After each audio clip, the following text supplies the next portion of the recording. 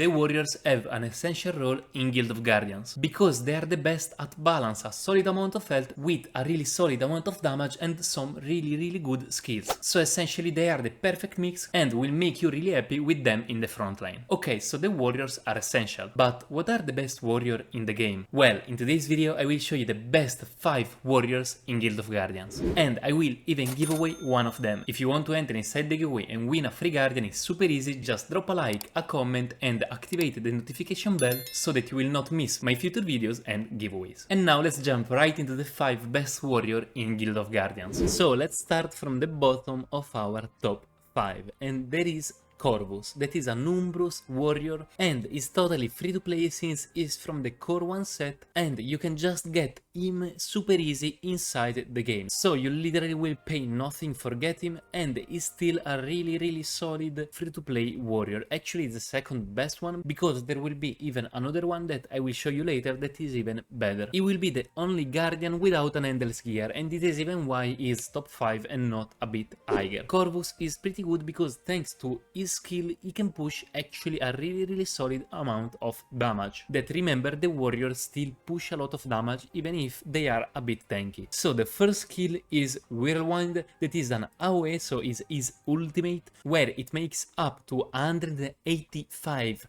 attack as physical damage each second, so it's actually pretty solid amount of damage, and affected enemies even suffer from reduced attack by 1%. The second skill is Dark Vortex, that I really love and even really hate. I really hate this when he does that, when, like, for example in the dungeon you find him in the opponent team, where he makes like this black vortex that is actually a really solid CC, where he targets the nearest enemy and create a vortex that every 2 seconds pull enemies into it. So essentially it continues to pull other enemies inside the vortex and even deal the 260% of attack as physical damage for 2 seconds. So it's actually super strong even as a CC, because he really suck a lot of guardians. The last skill is Feather Storm, where when a melee attack hits, Corvus has the 50% of the chance to reduce the attacker's attack by 1. So essentially 1 out of 2 attack will reduce the opponent attack of 1. I mean, it's not amazing as a passive, there are a lot of better passive in this game,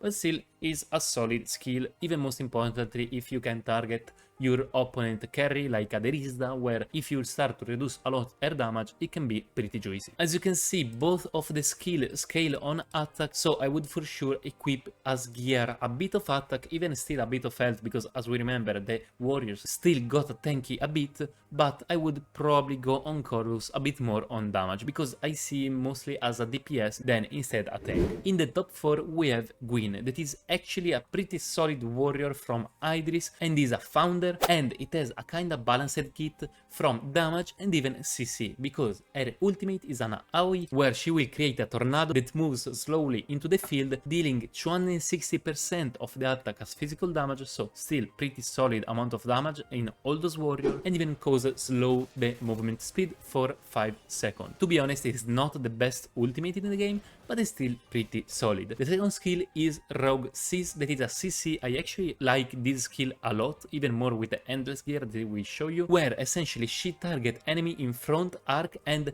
make like this sort of wave where she deal 200% of the attack. So it's actually like a wave, an AoE CC, where essentially she make those waves that even draw your opponent towards you. So essentially even the enemy more behind, she bring them forward, and this can be really useful, for example, for bring some carry from behind into the front line for kill him easier, and it even makes 200% of the attack. So already like that is pretty solid, and if you even have this endless gear, it even gives DZ for 2 seconds, that is like similar to stun. I think maybe DZ they still can attack, but they can utilize the skill and so on, but still it's just a CC that is actually really good and still push a solid amount of damage. And then the last skill is Expose Weakness, that is the passive where she will ignore the 50% of the defense when dealing damage. So it's actually a really solid passive, this one, like literally the half of the defense is ignored. That is a lot, even because even on Gwyn you want still to build mostly importantly attack, even with a bit of health, but most attack, because both of their skill scale on attack and even have a pretty solid scale. Okay, and now at the top 3 we have the best warrior free to play player. player. This is Palmyra, that is Idris, and if you saw the video about the best free team in Guild of Guardian, she was inside it because it is actually a really solid damage dealer, most importantly for her skills, like her ultimate, that is Snowstorm, that is an AoE where she will reduce the movement speed of all combatants except Palmyra. I mean, nothing amazing, but most importantly is the second part where she will target all the enemies and deal 240% of the attack, reducing even their movement speed for 8 seconds and even removing all the enemy attack speed buff. So this is really good because it's 240% of the attack and it targets literally all your opponent team. So if you make Palmyra your carry in your team, she will literally make the damage to all your opponent team every time she ult. And this is actually a really big amount of damage if she is like your most leveled up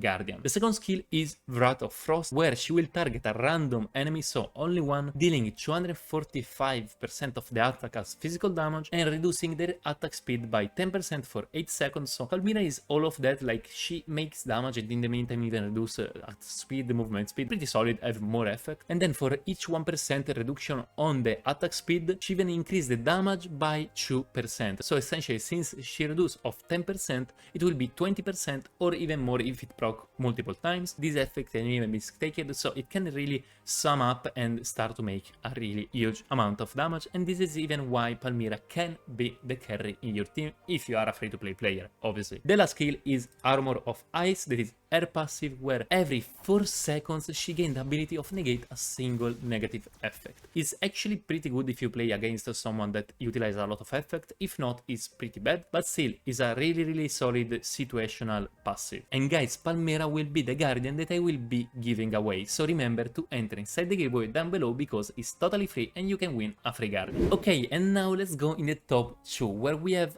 a bit more pricey guardians, but actually PL now is not even that pricey, it's like $30 and is really amazing for that price. I would literally suggest you to buy it if you want to invest $30 to put in Guild of Guardian, because she is actually amazing in my opinion. She gives so much sustain to all the team, it literally makes almost all the team tanky, and this is thanks to her ultimate, that is Sanctuary. It is an AoE skill of support, and you will say what that means.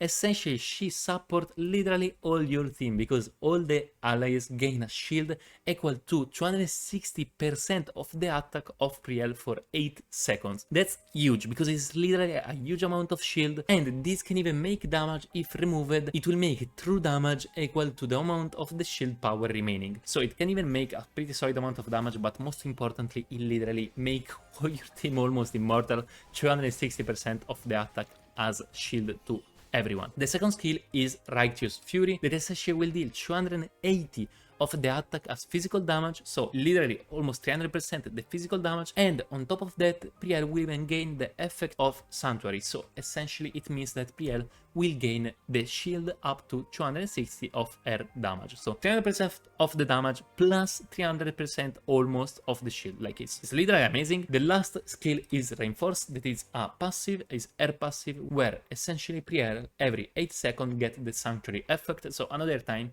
is the shield. And this is why Priel is literally almost immortal, like it continues to proc shield on shield on shield, and the fun fact is that you don't even have to build Priel super tanky because all those shield proc on the amount of attack. So what I suggest you is almost literally go full attack build on Priel, because with all those shield she will even be tanky, but at the same time will even make a huge amount of damage. And all of that is why I love Priel, and I think it's really crazy at $30. On top of that, it has a really solid endless gear where Priel, if he's under the effect of Sanctuary literally almost all the time in the game, even increase the defense of 30%. So essentially it literally gives plain 30% more of defense. That is really amazing on a tank. But if Priel is so good, why is she not in top 1? Well, she's not top 1 because Kartuk exists, and he has to be the top 1 because he's really amazing. I think he's literally one of the best guardian inside the game, if not the best guardian. He's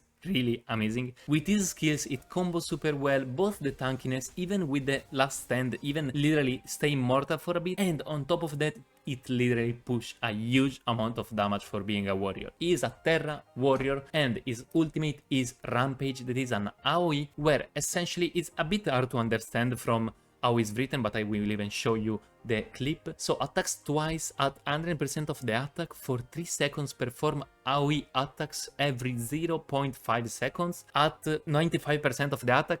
I can't understand anything. Essentially, it just turns into a fucking Beyblade and make a really huge amount of damage, like crazy amount of damage. This is the best Beyblade I ever saw in my life. So the second skill instead is Bellowing Roar. That is a support skill because Kartuk will intimidate the enemies and those enemies will take increased damage up to 50%. So it's literally a huge amount of damage, even because this is all the damage that comes from all your team, not just from Kartuk. So 50% is really amazing, and it's for 80 seconds, that is super long. This skill can literally destroy the tank in the front line because it just increases so much the damage they are taking that they will fall a lot faster. Third skill is a passive that is Kartuk's Rage, where the lower Kartuk HP is, the more attack it will gain, up to 130%. The lower it goes, the most damage it does, and Kartuk is super good to go really low. You will say why? Well, thanks to Last Stand, that is his passive, where once per battle, ignore little damage and keep fighting and become immune for 10 seconds.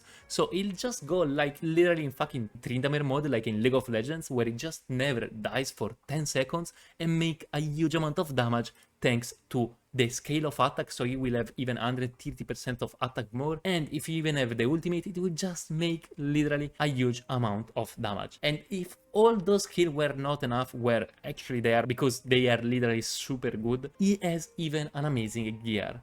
That is Last Stand, where essentially Kartuk, where Last Stand proc, so the fact that it doesn't die, he will get 800 of energy. So literally, when he gets Last Stand, he literally can ultimate after, because 800 energy is literally almost what you need for ultimate. So you can ultimate before, then he dies, but he don't die for 10 seconds and can re-ultimate with even the double of the damage. This Guardian is just amazing. The only throwback, he has literally just one throwback, and it's the price, because it really costs kinda a lot. 300 bucks. If you liked this video about the best warriors, you will for sure enjoy this video about the best tanks in Guild of Guardians. Or try to check this playlist with all the best guardians in each role. And I guess see you to the next video.